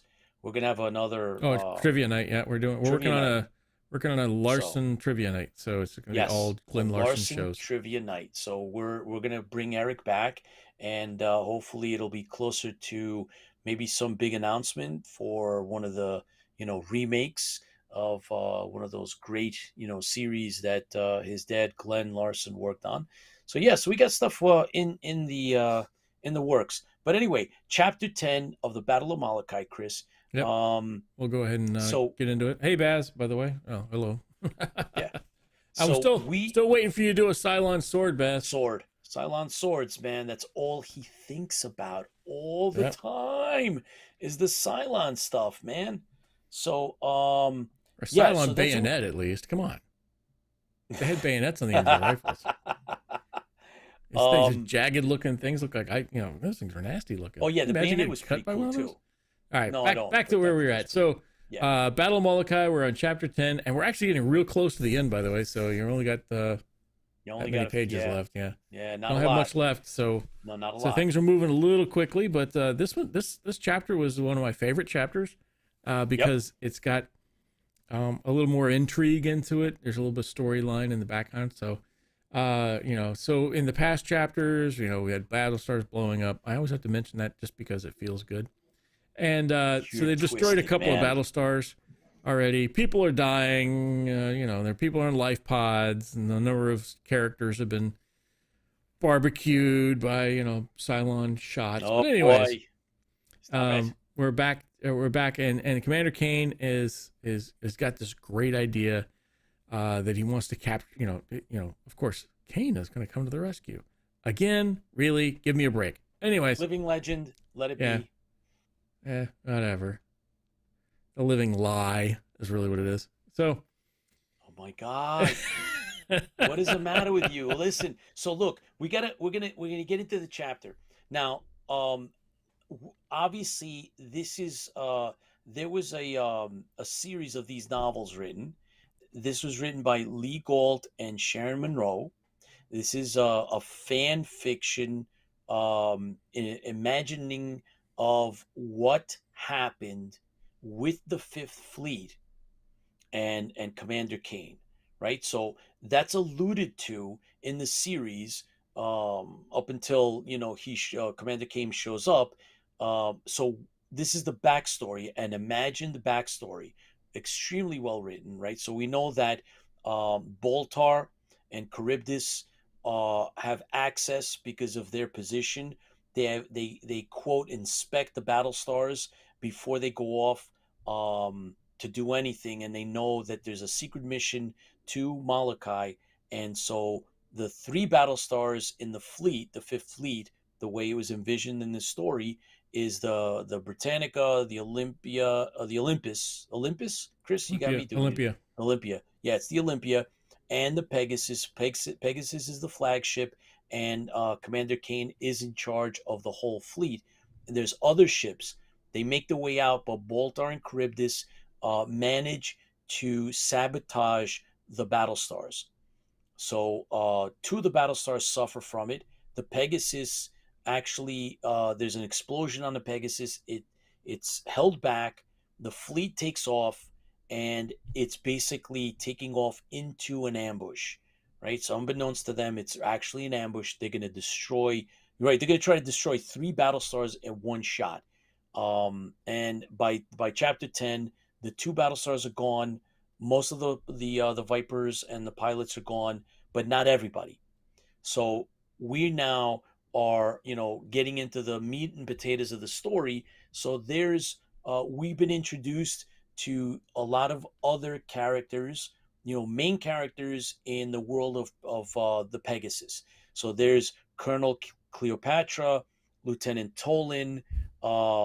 They mentioned Orestes, who's the captain from the Britannica, Astartes, who's from Battlestar Britannica as well, and we also have Major Electra that shows up. There's another character I have notes. That's why I'm looking down. Captain Graham is the supply chief for the Pegasus, and a couple of others. So that's the names, right? So this is like the name game, and it's sometimes we mention it's kind of hard to follow the names. However, there is a major issue going on. So, Yep. And that's the battle. They haven't done well. The Pegasus is bringing everybody on board, all Right. the survivors. Pegasus is in hiding right now, and they're Yes, dumping off all the people off the. What was the name of the ship they're dumping off of? it's the Victoria. called. I have it here. Hold on. It's so there's this one ship that is not a going to make Battlestar, it. but it's No, like a it's called the Venture. Venture. I knew it started And with a V. Yeah, and the commanders, they actually named the commander of the Venture. It's Commander Ismenos. And Commander There's Ismenos just is too many names to keep up. well, I think they only mentioned they mentioned him only like twice. So Yeah. he's kind of pissed that So they're Kane has this idea. oh yeah, and he's got So- it's a good idea too. So he wants to load. What was it again? Venture. Yes, the Venture. He wants So to load they're the gonna Venture load- up with as much solanite as he can Yeah. to make this huge Yeah. boom. So Yes. and he's got that's all we know so far about this, as well Right. as Right. they're also trying to rally up all of the fighters to get some volunteers to go out with vipers to be bait. Yes, which is great, right? I'm all for bait vipers. Yeah, I'm good with that. Just kill them. Anyways. Yeah, I just said that. Well, so that's kind of like a little bit of where we are, but the story now is that there's someone on the Pegasus that's gotten on board, right, and so is going to try to continue sabotage. Yeah, so the other Battlestars had found explosives on board, so that was some sabotage going on. So meanwhile, Kane is assigned a couple of pilots that he grabbed a hold of. Hey, I need you to go, including Sheba, or not Sheba, yeah, Sheba, and Yes. her wingman, and they're going to go do some checking on these solonite charges in regards to getting all this stuff together to put on board the ship. So, they talk about how to get there, they have to go through, through some Jeffrey tubes kind of thing. So Jeffrey, they didn't say Jeffrey tubes in the thing, but the best way us Star Trek fans can talk about is Jeffrey's tubes. Yes.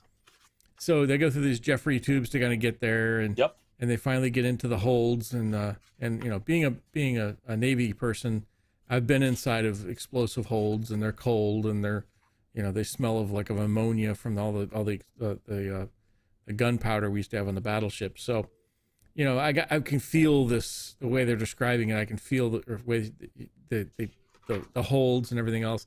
So he's in there, and it's kind of spooky because it's dark, and I've been to those too. But the lights don't work for some weird reason. Clue number one. So the lights don't work for some reason, and now we are.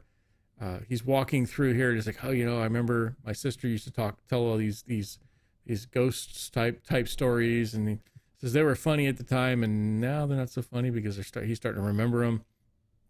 So I thought I heard something, and then he hears something, and then he gets confronted by a person with a gun, a blaster, a laser, pistol, a laser. What? Yeah, I don't even know what we call them. I don't know what this is. Anyways, what do they call them in here?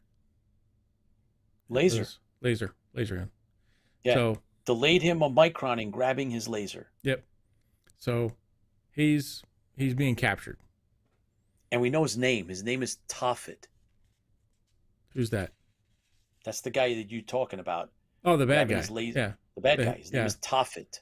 So he's captured him. He's walking him towards around the area, and he's I can't say his name. Orestes.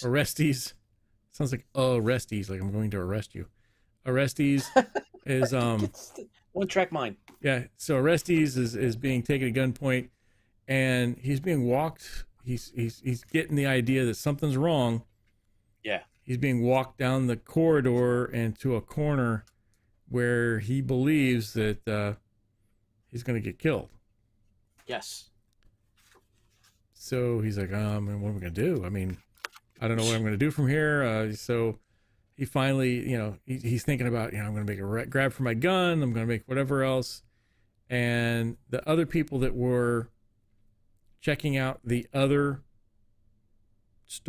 ammo storage areas, yell out, "Hey, how's it going down there?" And then that gives him a chance to gives him a distraction and tries to overtake the what's his name?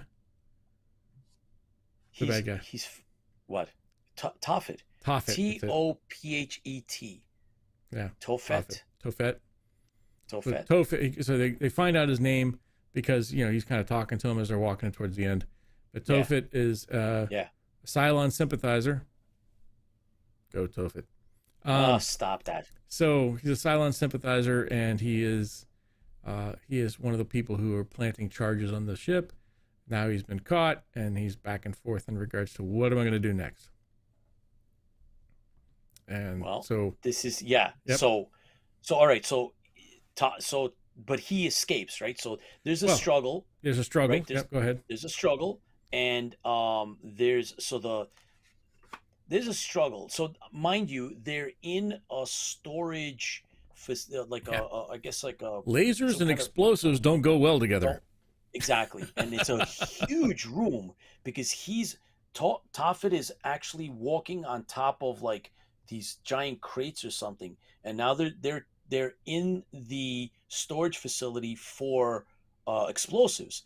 So they're like worried about what the hell's going to go on. You know what's going to happen. It's going to go off. So Tophet wants to actually kill Orestes, right? He wants to Right. kill him. He doesn't want to leave anybody that can ID him or let anybody know what he was doing, which is obviously sabotage. So he wants to just he's been hiding out here till he can get the hell out. And so we also find out that Tophet has a transmitter, and the transmitter will identify him to the Cylons so that they won't be able to shoot him down if he can just get out or off of the Pegasus. What, he So doesn't there's waggle? no, he doesn't waggle or wiggle, right? Doesn't waggle his wings? I know it's they waggle. Yeah. So there's a struggle, and Orestes gets shot, and Tophet takes off, and so they rescue Orestes, but now Tophet, his cover's blown. They know his name, but in the meantime, right, Commander Kane is making arrangements for his he's actually going to fight off. He's got an idea. He's got a plan to actually fight off the last Battlestar that's out there, right? So two Battlestars taken out, two base stars taken out, and two Battlestars. So 2 for 2, and there's one base star. It's 1-on-1 now. 1-on-1, but the Colonials are outnumbered because there were way more Cylon Raiders to begin with. Right. So they're still out there, and yay, Cylons! They're fresh, while the Pegasus was repairing itself from the explosions that the saboteurs had set off, and all of the Viper pilots are exhausted, and they're taking on all the refugees, while there's a base star out there that has full complements, and they're at full capacity. So they're he knows that. So that's what's going on in the background, as all of a sudden this saboteur has been uncovered. And so we are now looking to see if they're going to be able to capture him. Right. Right. So yeah, it kind of jumps from that storyline to another one, but the saboteur takes off running, and we jump to a storyline where and by the way, that whole storyline piece is a good little we've got the picture there where he's hiding. There it is. Mm-hmm. Yeah. So that's kind of where that picture comes in, by the way. That's pretty cool. So that's that's playing out in the background a little bit, and we now are there's a little bit of subplotting here, and a little bit of the so background there is a major yep so yeah there's a major from the Britannica Electra? that yes, and she has been tasked to put together two fighter wings so that they can get out there and get ready for what's coming. So she's still in a little bit of shock. She thinks that her brother's dead, Orestes, but he's not, and so she's been put in a position that is opposite to Sheba. So Lieutenant Sheba is given a higher position. And I know this seems like this section to me could have been pulled out, but I like it because there is hey, I know your Commander Kane's his daughter, and I think we get a nice feeling of character background and character development in this little couple of paragraphs here, where they're talking back and forth and saying, hey, I know you should have been this, and no, they're nice to each other. It does a real good character development for Sheba, and what's her name? So the bottom Yeah, line is Orestes, not Orestes. Major Electra. Electra. Sorry. Major Electra. So Major Electra Like I told is you, there's way actually, too many names in here. no, there's not. So anyway, Major Electra is put under the command of Sheba, who's a lieutenant, and then so she goes to Sheba and tells her, "There's a reason. I know your father's commander. I know you're the daughter of Commander Kane, and Yep. I'm willing to, you know, I'm willing Capitulate. to follow you, no Yeah. problem." And Sheba's like, "Listen, I know that I should be at least the captain." And I don't want it. I want to be able to work with you, and I know that you're worthy of the rank that you have and what you did on your Battlestar. Right. So there's a little, so they outline that they become friend, that there's a friendly bond between the two of them, which is great. Just like Chris had said. Honestly, I'd rather that it was there than not, because it Right. acknowledges this weird thing, like the setup that they did, that Commander Kane is very meticulous, right? So they wrote that out in this chapter, like he's very meticulous about everything. He needs to know what's going on. He would have preferred to have gone out on this recon mission, but he's not. He's needed on the bridge, and Meticulous so or overbearing and micromanaging. I knew you were going to say that. I knew you were going to say micromanaging. I knew it. But that's what makes him the living legend. And the story. And the story. Yeah. So anyway, that kind of brings us to what happened to Tophet. Tophet, right? Yep. What happened to him? So yeah, we had left where Tophet was running away, and they were chasing him, and they had some security people chasing him, and Tophet gets into the launch bay, and he's like, there has to be a Viper there. Of course there has to be a Viper there. Ready to launch. He runs into some ground crew that are not from the Pegasus, but are there helping out. So they're like, hey, yeah, your Viper's ready, sir. Oops. So he jumps in the Viper, and he kind of I can almost imagine him giving the finger to the security people going away, because he kind of like, yeah, later, I'm out of here. I won. I'm leaving, Yep. and I'm living. Yep. So he blasts off and takes off out of the ship. So, which is really cool about this story, then, Chris, is the fact that Baltar was not only working with Charybdis, right? Right. Which seems ridiculous for that to have been the case, and it's not. So now we have, Tophet, we have, Charybdis is mentioned. Baltar has a network that helped you would have to down think, I mean, colonies. I hate to break out of the book here, but you would have to think, and in some of the other things, you would have to think that some of these people it's 1,000-year war, or whatever else you want to call it. They've been at war for a very, really, really long time. There has to be some silent sympathizers that they've gotten, Right. gotten to. They've said, hey, you want to get rid of the war, you want to stop killing, you want to stop this, everything Put you else. in charge, give you money. Come, here's some money, here's some stuff, or whatever else. Yeah, we'll spare you. They've done their counterintelligence operations inside of the colonials. And I like the storyline behind that, because, there had to be, just like, what was the council member that wanted to give away the guns? Yuri. Yuri. Something Yuri. What? Councilor Yuri, whatever he was. Yeah. So there's those people, that they feel, that's they're maybe not be turned by a Cylon agent, but they're just tired of fighting. So maybe, exactly. So this guy is probably one of those people, and I like the backstory of that. It'd be kind of interesting to see a little bit more of that in an episode or two that was on Battlestar Galactica. Yes, not to mention, which we've mentioned in the past, is, this is very creative, guys. For something that came out, back in the day, this is super creative, and I like the way all the characters are playing out, how they use the characters we know, and this was from 1983. So either they wrote it in 82 and it came out in 83, or they maybe it was written and published in 83, but it's really, really good. And so obviously what happens is, Tophet takes off. And so that's kind of more or less where this chapter ends. Yeah, pretty much And ends a little bit there.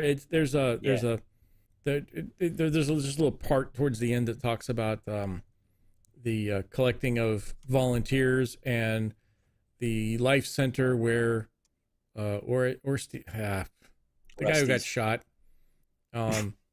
is in there, and his they're fixing him up, and he's like, I want, there's people there that want to get even with the Cylons. His wingman died. I forget the guy's name.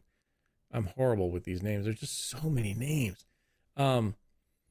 It would have been said that guy would have been a whole lot easier for me. But so they're right at the end, and of course at the end of the chapter, they're putting all of the volunteer Viper pilots together to create Right. this big distraction, and Two that's where it squadrons. ends. Yep. Yeah. So, great story. And I'm telling you now, guys, if you take the time out to find the PDF, it's out there. There's multiple sites that have these, Yep. that has Right. this and everything else out there for Just free. type It's in just a PDF. Battle of Molukai. Well, make sure you spell it right. Yeah, you got to spell it like that, and you and might then also type in write in .pdf. Sharon Monroe. .pdf. You'll find it. It's fantastic. So yeah, and then we're gonna explore some others, of course. Sire And, Yuri. That's it. Yeah. Sire You got it Yuri, right. yes. Sorry. And we will Squirrel. we're gonna, yes, squirrel. We're gonna have our guests. We're gonna start interviewing. We'll bring that back later in the year. We are going to do the tribute. We're gonna do some trivia.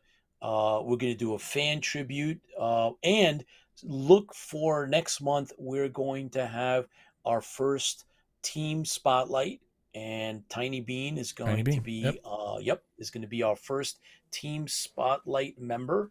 And so look for that exclusive interview that we're going to be doing with her, and she'll tell us all about her background and why she's a fan, and why she came on the team to do the IFB. So that's something we're looking forward to, as well as our upcoming guests. So look for us both on YouTube and of course the Facebook. But like we told you before, we want to make sure that we have a steady platform somewhere where these things, our videos and our work, and your support is not going to disappear from one second to the other. So we're going to be focusing a lot of our efforts on YouTube. So please make sure that you subscribe. Please make sure that you give us the thumbs up. So for me, Chris, right, I want to thank you all for tuning in. We love having you on board. Keep clicking the thumbs up and the subscribe, and those that every time you give us those clicks, it really helps out in the comments and everything else.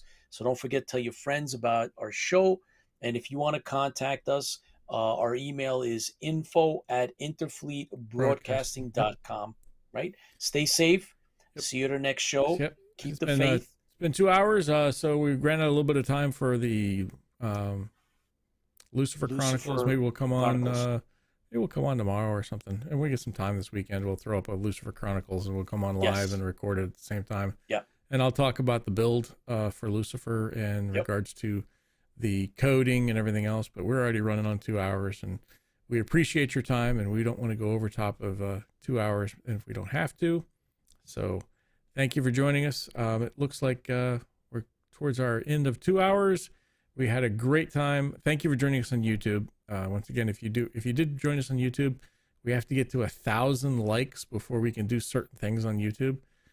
So we haven't been really concentrating on YouTube much. So if you could, come on over to YouTube, hit the like and subscribe thing so you can have it there. If you joined us on Facebook, thank you very much. We have, looks like Jim says enjoyable. Night Guys, Clayton reminded me it was Sire Yuri, not Councilman. Sire, yes, Sire Yuri. And then Baz is on Facebook as well instead of and not on YouTube. So Baz said that he's the Viper is not quite moving along much. He's still looking for. He's got to get some more funding for the Viper thing. If you sold me a Cylon sword, you'd have some funding, Baz. One track mind. Oh boy. Mediocre Modeler says, "Go live. I'll be there. Thank you." Yeah. As a matter of fact, all of our supporters and all the admins from all the different groups that are watching with us and support us and that we're a part of as well, including the Richard Hatch Memorial page and Colonial Warriors, Mediocre Modeler. Go check them out as well. Tons of people. Tons of people, and so thanks to all you guys. Really appreciate your support. And we'll do a shout out for Mediocre Modeler's son, who's doing a polar plunge. Yes. So yes. if you want to go donate for him, that'd be really cool. Be cool too. So if you look up Mediocre Modeler, you'll find it there. Yeah. All right. So that kind of pulls us at the end of the night, and I've got just a little bit left. So. All right, guys. Just a little bit. So I got to switch Fans hands Fuel so I the can Fleet. start the other one. So. Oh, excuse me. Stay safe. Outro. There it is. Fans Fuel the Fleet. Y'all take care. We look forward to seeing you maybe in a couple days. We'll pull up a quick 10 or 20 minute Lucifer string or something, and I'll talk Lucifer tech for 40 minutes or an hour, which will blow some people's minds. They're like, you know where they are, Arduino code and everything else. So yeah, it'll be really technical if we talk there. So, anyways.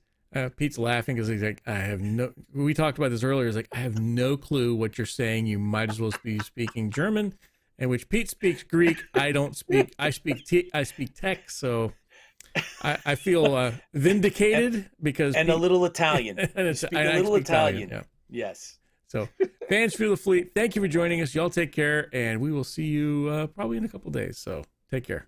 Take care.